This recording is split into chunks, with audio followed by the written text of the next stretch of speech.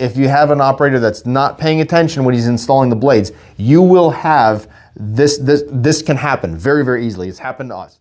So today we're gonna go into a little bit more detail on why your granulator might not be granulating or chopping as much wire as you want it to granulate.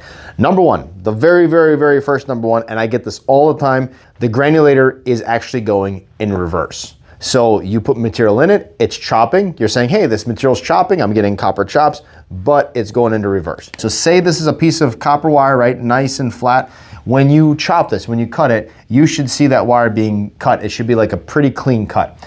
If you are seeing a deformation in the wire, that's a good indication of two things. Either your rotor is going in reverse or your blade is not gapped properly. You're gonna get extremely low throughput if your rotor is spinning backwards. Number two, if there's too big of a gap here, if that gap is too big, you will not get good, it won't chop properly. Because what happens is that same piece here that goes through and does not get chopped, doesn't fall through the screen, it keeps going back around and around until it finally gets small enough to go through.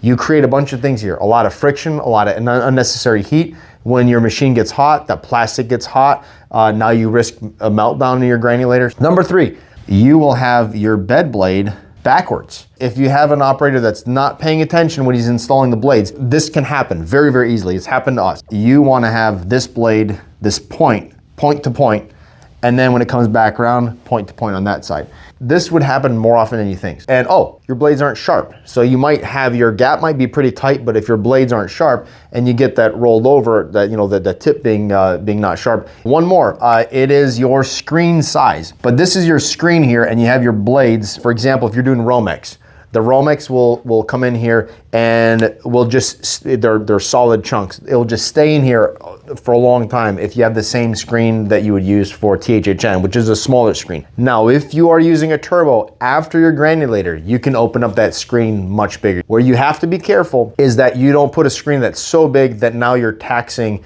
your turbo mill or your delamination mill. So hopefully that's helpful. Like, comment, subscribe, and we'll catch you on the next one.